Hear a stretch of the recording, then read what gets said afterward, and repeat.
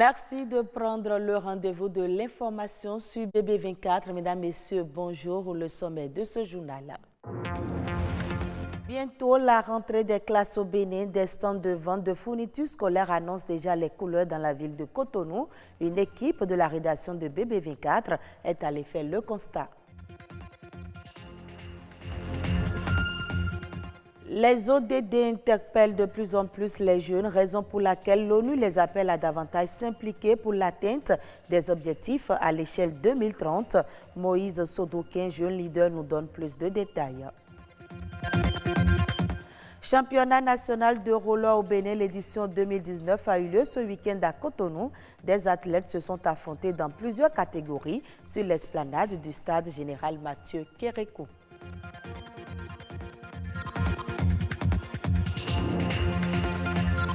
À quelques semaines de la rentrée scolaire 2019-2020, les stands de vente de fournitures s'installent peu à peu à tous les coins de rue de la ville de Cotonou. Mais l'heure n'est pas encore à la grande affluence. Les parents d'élèves sortent à compte-gouttes. Arnaud Taboué et Christian Devoti sont allés faire le constat. Reportage. Le 16 septembre 2019, les usagers de l'école reprennent le chemin des classes.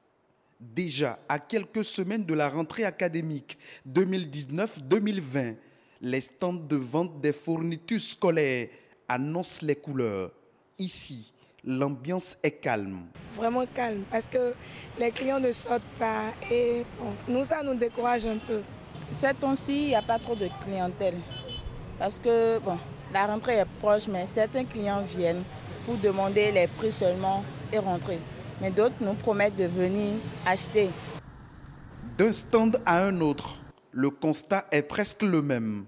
Toujours pas d'affluence. Les parents d'élèves ne sortent pas trop comme ça. C'est-à-dire quand ils viennent, c'est pour visiter la foire de la rentrée, savoir un peu les prix des cahiers, des livres, en tout cas des fournitures scolaires. Il y a certaines, eux, ils prennent un peu les fournitures, tant soit peu l'argent qu'ils ont pour l'instant et promettent de revenir. Jean-Marie, un parent d'élève, avec sa liste des fournitures scolaires en main, tente d'acheter quelques cahiers.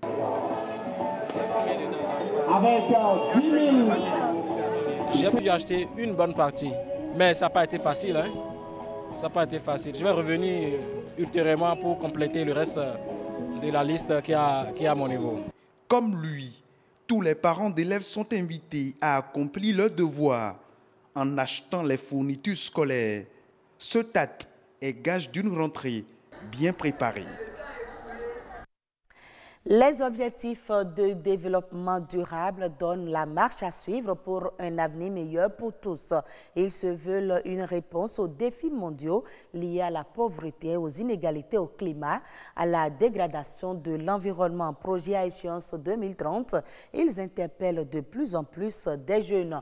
Moïse Sodokin, jeune leader ODD, nous en parle au micro de César Achadé et Rebecca Adjinakou. Les ODD, c'est l'objectif de développement durable. De façon plus simple, c'est des objectifs qui ont été élaborés et adoptés par les Nations Unies pour contribuer à un monde meilleur d'ici 2030. Ça comporte 17 objectifs avec des indicateurs. Les politiques sont mises en place pour impliquer déjà les jeunes dans l'atteinte des objectifs de développement durable. Au niveau mondial, il y a la stratégie 2030 adoptée par les Nations Unies via l'envoyé spécial des Nations Unies pour la jeunesse qui voudrait qu'on travaille plus pour des jeunes et avec des jeunes. Il est important pour nous jeunes de s'intéresser aux ODD parce que c'est d'abord avantageux pour nous. C'est avantageux pour nous les ODD parce que ça nous permet de mieux comprendre les réalités au niveau mondial, mais aussi de pouvoir apprendre et venir impliquer au niveau national. Aujourd'hui, un jeune qui commence par être actif sur les questions climatiques, un jeune qui commence par s'intéresser à la gestion des déchets, il contribue déjà à l'atteinte des ODD, mais en même temps, c'est une solution de sortie, c'est une solution professionnelle pour lui.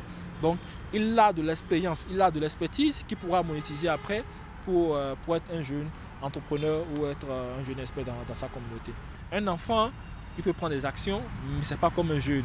Un vieux peut prendre des actions, mais ce n'est pas comme la même vivacité qu'un jeune pourrait utiliser pour une initiative. Donc, oui, les jeunes sont des acteurs de réalisation des ODD, mais aussi des bénéficiaires, parce que d'ici 2030, la façon dont le monde sera dépendra essentiellement beaucoup plus des jeunes. D'ici 2030, nous espérons le futur président du Bénin sera jeune.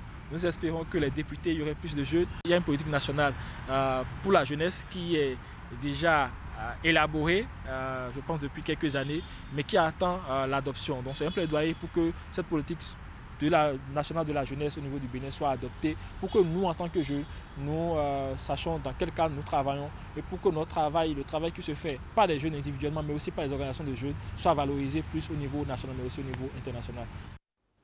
Sur le plan culturel, Kofi Gaou n'est plus l'artiste polyvalent, a tiré sa révérence ce week-end des suites d'une crise cardiaque, a-t-on appris, de sources proches du disparu. En 72 ans de vie sur Terre, l'homme en a passé 49 sur scène. Retour sur sa vie et son œuvre avec Iliad Bokovo. Prête tous les rôles. J'ai été directeur d'école, militaire, ministre, officier, esclave, vendeur de chapeaux. Il suffit de me confier le rôle. Je vais vous le rendre. Cette voix, vous ne l'entendez plus jamais. Ses apparitions sur scène non plus. Kofi Gaou, l'artiste polyvalent, a quitté définitivement la scène en laissant toute une corporation sans voix. Dieu donnait Kofi, le Kofi des Gaou, Dieu nous l'a repris. Il est parti, on n'entendra plus sa voix rayée. On l'appelait Awanga parce que il aimait se mettre devant tout, bousculer les choses, faire avancer les choses. Il était passionné de l'art. Kofi Gaou est un passionné, c'est à lui que nous devons le statut de l'artiste. C'est un plasticien de talent, un créateur de talent, un costumier, un metteur en scène, un comédien. Voilà, c'est un immense bonhomme qui vient de nous quitter. Né le 22 octobre 1947 à Cotonou, Kofi Gaou est très tôt moulé dans l'art et ne s'en est plus décroché depuis près d'un demi-siècle. Comédien, dramaturge, cinéaste, plasticien, tapissier, sculpteur, auteur, aujourd'hui comme demain, il est et demeure un vecteur de la culture par ses œuvres riches et variées. Il a su marier le traditionnel à la modernité en essayant de traverser tout le savoir-faire traditionnel, surtout aboméen, en appliquant justement les tentures aboméennes à sa créativité. Quand je pense à l'illustre disparu, je pense à tout ce que nous avons fait ensemble. C'était dans les années 90, c'était sur le magazine Baobab d'abord, puis après sur Taxi Brousse. Mais avant tout ça, aux côtés de Kofi Guillaume Adjako, de Lazare Huiting, il a animé Les Cerveaux Noirs, une troupe de théâtre, pierre angulaire de l'art dramatique au Bénin.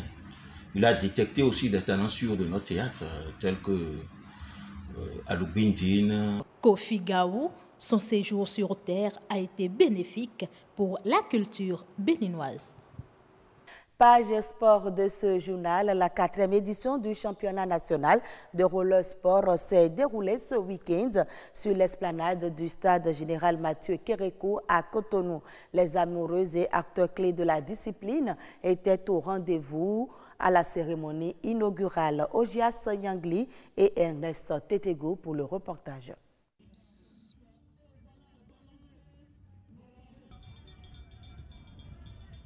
Le top est ainsi donné pour la 4e édition du championnat de roller sport. Ici, les patineurs venus de tous les départements du Bénin offrent au public admirateur des courses de patinage de vitesse.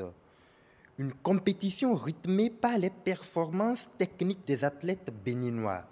L'équipe nationale du Bénin a été consacrée champion de roller de course 2 fois successivement déjà et va prochainement en RDC pour aller conquérir encore le titre. Vous avez notre soutien et nous serons avec vous pour remporter la victoire. En 2020, le Bénin va abriter le championnat de roller de course. Et pour ce, l'appui du ministère des Sports est vivement souhaité par la Fédération de roller sport. Le Bénin a été choisi lors du congrès extraordinaire de la Roller Skate Africa qui a eu lieu le 27 octobre 2018 à Ismaïlia en Égypte, l'organisation du championnat d'Afrique de roller de course en 2020 dans les catégories juniors et dames et le championnat d'Afrique de inline freestyle en 2020 dans les catégories juniors et seniors hommes et dames. Votre soutien et votre disponibilité nous seront d'une grande importance pour révéler plus le Bénin par la réussite de ce grand événement africain. En 2015, le Bénin s'est tissé sur le toit africain en décrochant le titre de champion d'Afrique de roller. Un titre continental que les athlètes béninois devront défendre dans les tout prochains jours en République démocratique du Congo.